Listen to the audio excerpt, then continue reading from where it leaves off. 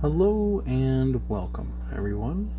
Today I will be talking about how Hitler's rise to power wasn't fueled only by his anti-Semitism, but also and primarily by art. Now, we start back when Hitler was 18 years old, and he had left his hometown of Linz for Vienna following the death of his mother.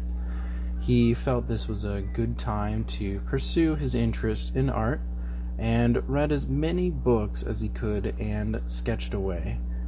Before he had even come to Vienna, though, Hitler had already been rejected once from Vienna's Academy of Fine Arts.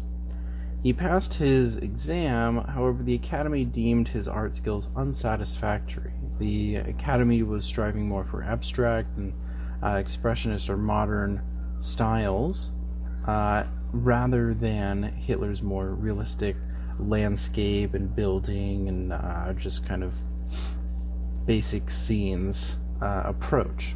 He applied again, however, and was once again rejected.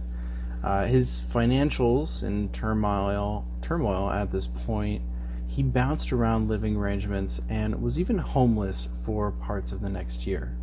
He bounced back a little and started selling watercolor and oil paintings that were basically rip-offs of postcards, thus allowing him to get out of the homeless shelter and into a men's home, where he went back to his old habits of drawing and reading.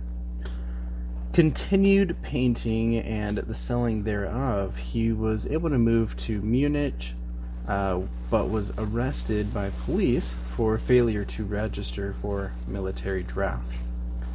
He was quite inept at literally everything.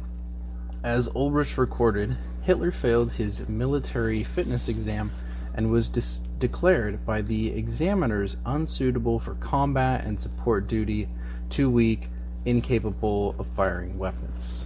However, this didn't stop him from voluntarily joining. The next few decades brought about his rise to power in Germany, and everything that had happened to him thus far had no doubt been fuel to the fire for him, pushing him to come out on top. As the Führer, Hitler had the power to do as he saw fit, and the modern art that was seen as superior to his style, he could now destroy. He renamed the modern art as degenerate art and rounded up as much as he could, around 16,000 pieces, even more than that, I believe, around 20,000. He called them degenerate products of the Jews and Bolsheviks and felt they were a threat to the German national identity.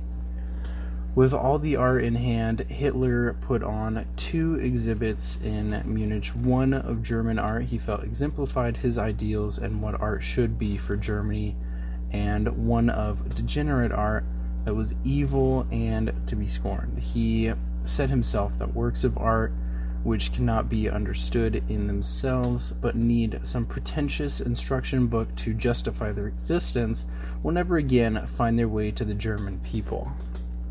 He really wanted art at that time in his regime to be something that everybody could do and understand. And Hitler went all out with the degenerate art exhibit. He put all the art in a dirty and kind of defiled building. There was graffiti. All the art was closely placed and not really very symmetrical or level. And it was really more looking like an auction house than an actual gallery. He also hired actors to mingle and criticize the works. He even had a room titled the Insanity Room, where the exhibition handbook read, "In the paintings and drawings of this chamber of horrors, there is no telling at was in the sick brains of those who wielded the brush or the pencil." He wanted the abstract and modern styles to be seen as a problem, chalking it up to the artists having poor mental health. The exhibit, however, backfired on Hitler and has become the most visited exhibit of all time, having more than 2 million people having visited. not all who visited were against degenerate art either. Some knew it was their last chance to ever see this art, as Hitler would most likely hide them away or destroy them. Now, although this is a lesser part of Hitler's regime, I personally think it put Hitler where he wanted to go and fueled him to become the man he became. Hitler was sure of his artistic success in the beginning, and all the rejection came as a rude and unfounded awakening. He was stunned and disbelieved by all the rejection. But once in power, he more than took his revenge. And Hitler claimed that degenerate art was from Jews and Bolsheviks, but only 6 of the 112 artists featured at the exhibit were even Jewish. Now, this tells me that it wasn't just anti-Semitism that was fueling Hitler in his conquest, but really it was all about the art, and he had an underlying hatred and wrath towards the art community that didn't accept him. And now he could really put himself on top and make everybody see his art.